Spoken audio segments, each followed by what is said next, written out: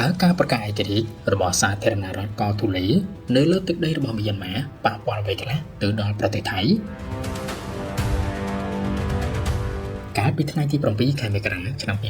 2026មានការបង្កាសប្រកើតនៅប្រទេសថ្មីមួយនៅលើទឹកដីមីយ៉ាន់ម៉ាគឺសាធារណរដ្ឋកោទូលេដែលការប្រកាសនេះធ្វើឲ្យមានការព្យាបាលខ្លាំងណាស់ជាពិសេសនោះក្នុងចំណោមមេដឹកនាំអាស៊ាន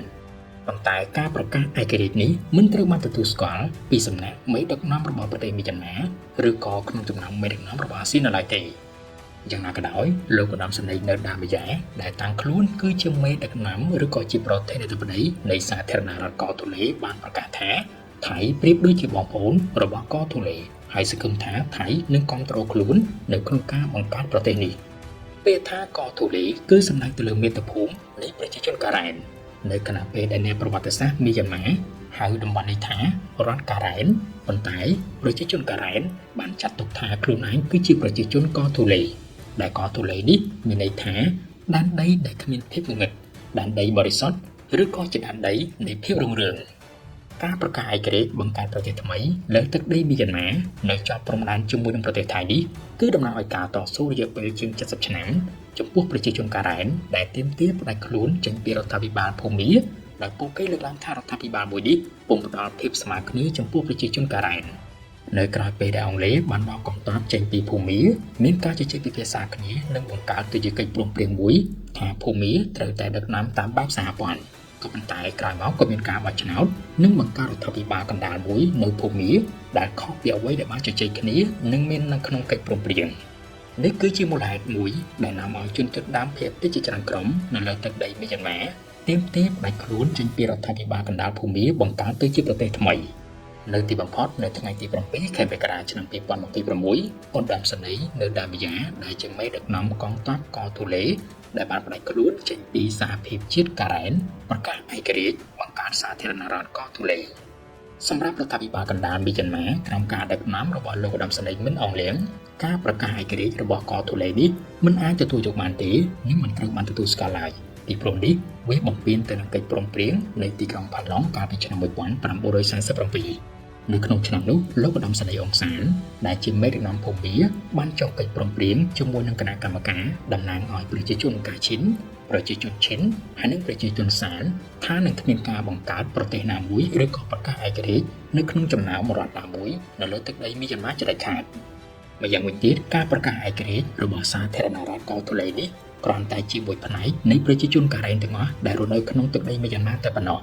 មានន័យថាមិនមែនកងទ័ពការ៉ែនឬក៏ប្រជាជនការ៉ែនទាំងអស់នៅលើទឹកដីមីយ៉ាន់ម៉ាសុទ្ធតែទទួលស្គាល់សាធារណរដ្ឋកោទូលេទេ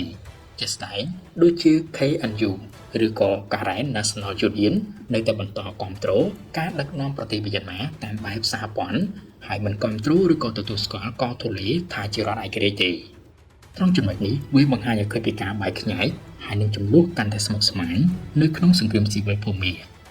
ចំនួននៅពេលនេះមិនមែនមានត្រឹមតែរវាងរដ្ឋាភិបាលកណ្ដាលភូមាជាមួយនឹងកងទ័ពជនជាតិដើមភាគតិចតែប៉ុណ្ណោះទេប៉ុន្តែក៏មានផងដែររវាងជនជាតិដើមភាគតិចហើយនិងជនជាតិដើមភាគតិចនៅលើទឹកដីមីយ៉ាន់ម៉ា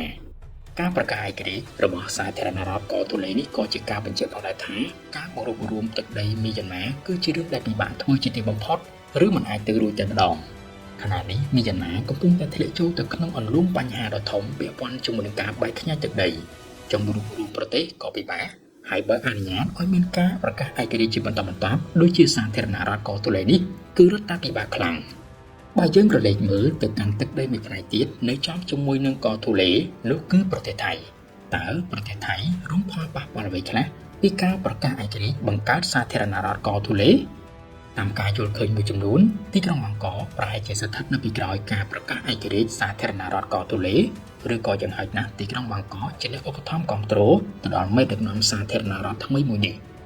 ថៃគឺជាប្រទេសដែលមានមហិច្ឆតាតាំងខ្លួនជាបងធំនៅក្នុងតំបន់អាស៊ាននិងមានការសោកស្ដាយស្រណោះជាខ្លាំងចំពោះទឹកដីដែលបានបាត់បង់នៅអំឡុងសម័យកាលដែលពួកអាណានិគមលោកខាងលិចមកដាក់នៅក្នុងតំបន់អាស៊ីអាគ្នេយ៍ដូចជាបាត់បង់ទៅឡាវបាត់បង់ទៅកម្ពុជានិងបាត់បង់ទៅភូមាតែក៏ពិតទៅទឹកដីដែលបាត់បង់ទៅនោះមិនមែនជាទឹកដីរបស់ថៃទេ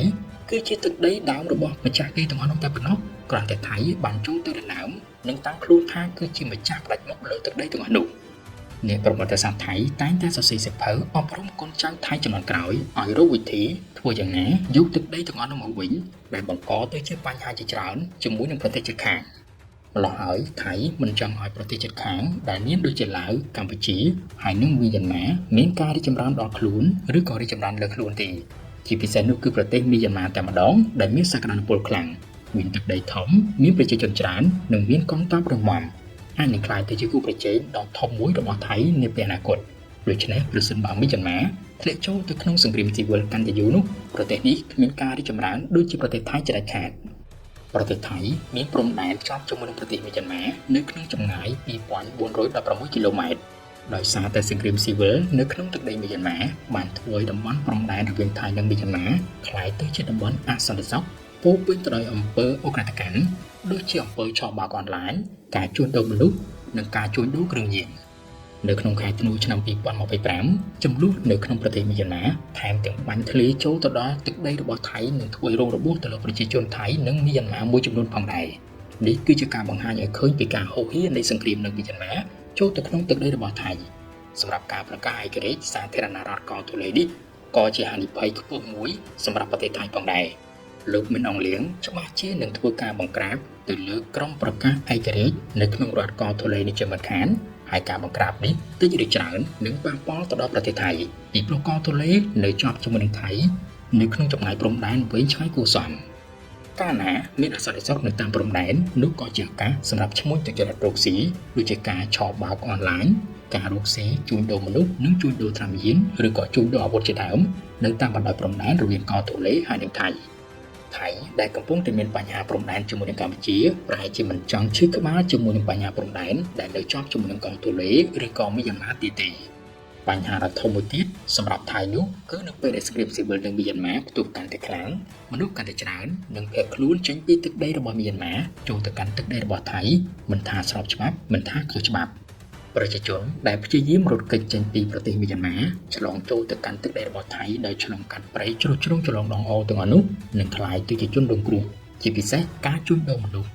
ពួកគេត្រូវប្រឈមមុខជាមួយនឹងការបាញ់ប្រហារពីយោធារបស់ថៃនៅតាមព្រំដែនប្រឈមមុខជាមួយនឹងការចាប់ខ្លួនពីសំណាក់ក្រុមអក្រិតជនយកទៅជួញដូរកម្លាំងពលកម្មឬក៏ផ្លូវភេទបញ្ហាចុងក្រោយក៏ជាបញ្ហាធំគួរសមដែរគឺបញ្ហាសេដ្ឋកិច្ចអសន្តិសុខដែលកើតឡើងនៅតាមបណ្ដោយព្រំដែនទឹកដីកោទូលេជាមួយនឹងថៃនឹងមិនអនុញ្ញាតឲ្យថៃអាចរកស៊ីដោយស្រួលធ្វើការដឹកជញ្ជូនទំនិញទាំងមករវាងប្រទេសថៃនិងប្រទេសវីយេនម៉ាដូចពីមុនបានឡើយឧទាហរណ៍ក្រុមទាហានកោទូលេបានកាន់កាប់ទៅលើបំពង់បង្ហូរស្មានដ៏វែងអន្លាយរបស់ក្រុមហ៊ុន PTT Exploration and Production របស់ថៃដែលបង្ហូរស្មានចេញពីវីយេនម៉ាទៅកាន់ខេត្តកញ្ញនបុរីរបស់ថៃហើយពួកគេកំពុងតែពិចារណាថាតើគួរតែកំទេចឬក៏បាត់បំពង់ស្មាននេះចោលដែលរឿងនេះនឹងប៉ះពាល់ទៅដល់សេដ្ឋកិច្ចរបស់ថៃនៅក្នុងឆ្នាំ2025នេះបាននិយាយអំពីសេដ្ឋកិច្ចតាមព្រំដែនរវាងថៃនិងវីយេនម៉ានោះរងគ្រោះខ្លាំងណាស់ដោយសារតែសង្គ្រាមស៊ីវិលនៅក្នុងទឹកដីវីយេនម៉ាបានធ្វើឲ្យវីយេនម៉ាត្រូវបិទច្រកព្រំដែនជាច្រើនឡានដឹកទំនិញរបស់ថៃមិនអាចដឹកទំនិញចូលទៅកាន់ទឹកដីរបស់វីយេនម៉ារឿងនេះបានធ្វើឲ្យខាតបង់យ៉ាងខ្លាំងចំពោះសេដ្ឋកិច្ចថៃចំណុចអវិជ្ជមានមួយទៀតសម្រាប់ថៃក៏អាចកើតឡើងផងដែរនោះប្រសិនបើរដ្ឋាភិបាលភូមាក្រោមការដឹកនាំរបស់លោកមិនអងលៀងរកឃើញថាថៃគឺជាអ្នកនៅពីក្រោយជាអ្នកឧបត្ថម្ភគ្រប់គ្រងហិរញ្ញវត្ថុឬក៏អាវុធដល់ក្រុមប្រាជ្ញទឹកដីកោទូលេនោះច្បាស់ណាស់ទំនាក់ទំនងរវាងវីយេនម៉ាហើយនិងថៃប្រកាសជារកម្មប្រកបខ្លាំងសូមអរគុណចំពោះការទស្សនារបស់លោកអ្នកហើយយើងនឹងជួបគ្នានៅក្នុងវីដេអូក្រោយ